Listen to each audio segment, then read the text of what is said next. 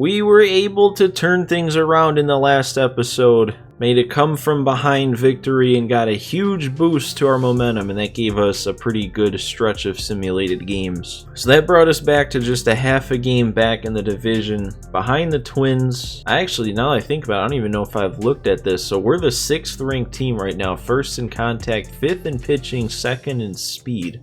Let's see what the rest of the league is looking like. We got the Yankees, big lead in the AL East. Wow, 39-16. 11 games up, and it's June 1st, I think it was. Over in the AL West, the Astros, they also had a pretty big lead. Wow. And the Mariners are the 2nd spot. I mean, that's a pretty bad division right now. All right, then the National League, the Nationals and the Mets are tied for the division lead. Okay, interesting. This is always the division that you don't know what's going to happen in MLB The Show. What about the NL Central? We got the Cubs in the lead in that one. Brewers, they're always down near the bottom. I don't understand why they never seem to be good during March to October is when you're like a different team. Over in the West, then, the Dodgers just as good as the Yankees. That makes sense. They're ranked 1 and 2. Padres, though, they're not too far behind. They'd be winning our division right now, but they're still 4.5 back of the Dodgers. Haven't really looked into much stats around the league either, so I'm just going to skim through these league leaders and see if there's anything interesting. First thing that jumps out to me is that Nick Madrigal is 3rd in the AL for batting average. That's kind of nice. Not a big fan of this new league leaders screen, I'll be honest. I kind of liked how in the past it was set up so that when you hovered over somebody, it showed like all their stats on the left-hand side. But I mean, Trout is just on a rampage. 19 homers, leading the league in batting average. Just a 1341 OPS. My God, this is 2 months. 2 months through the year. We actually got Jose Abreu and Luis Robert near the top for doubles, but this guy is definitely a surprise for being the lead in doubles. Leody Taveras, all right.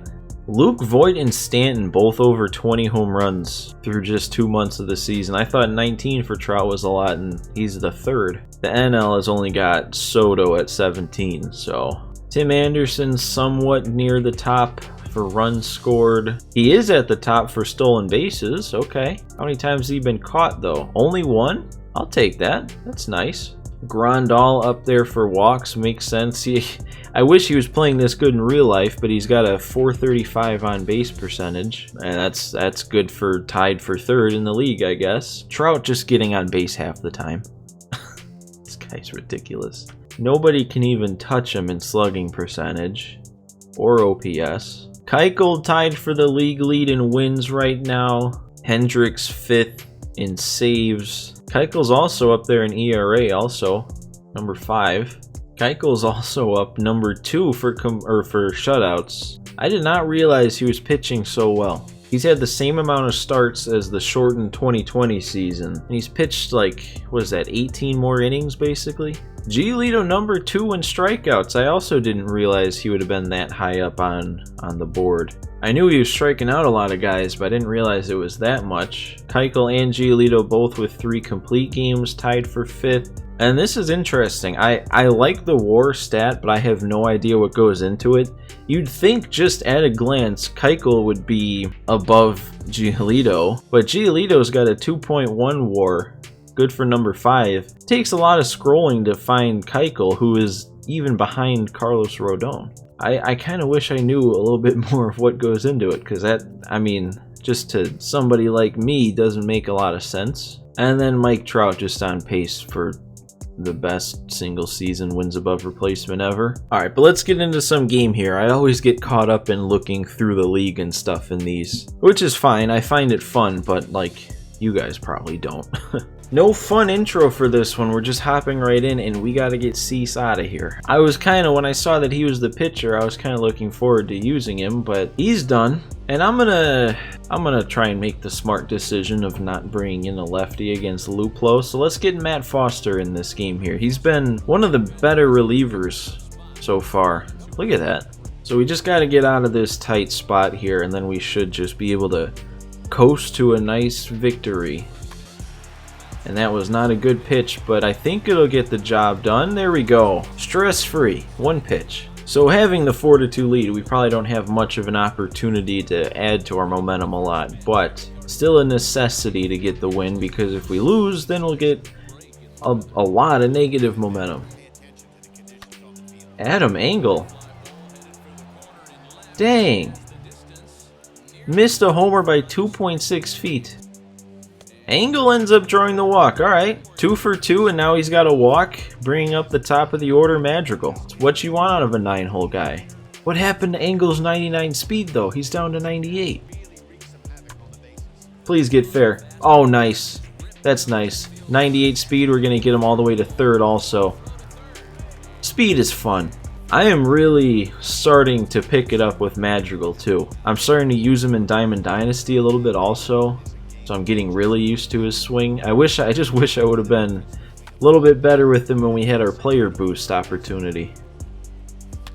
Leury. I don't think that's going anywhere, but a perfect. Wasn't really expecting to put a perfect swing in the ball with Leury, but that's going to drive in the run, widen our lead a little bit. Oh,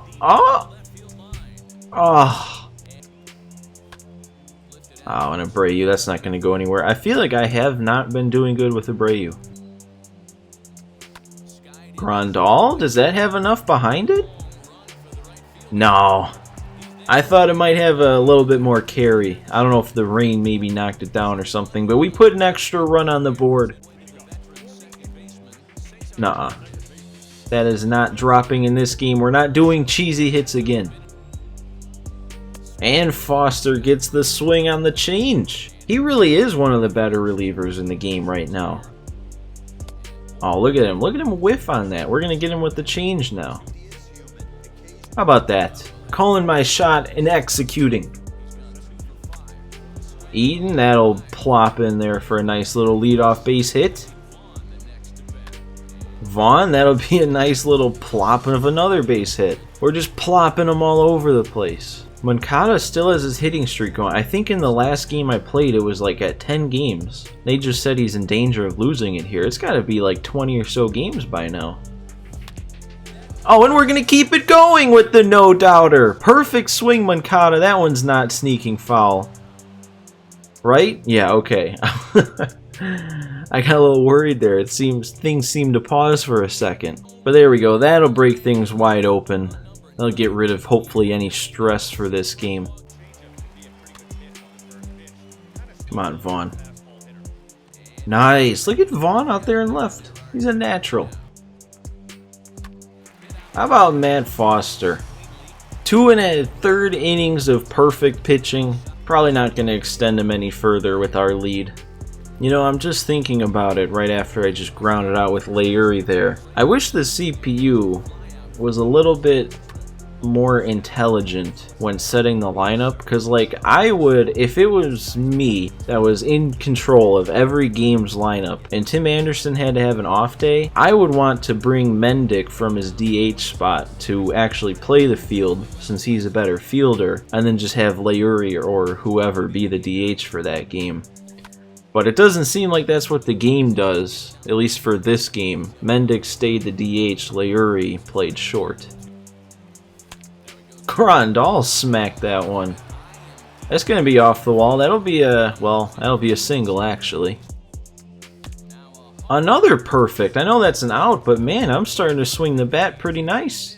Alright, let's get Cody Hoyer in here to clean things up, finish this game off. That's not a good start.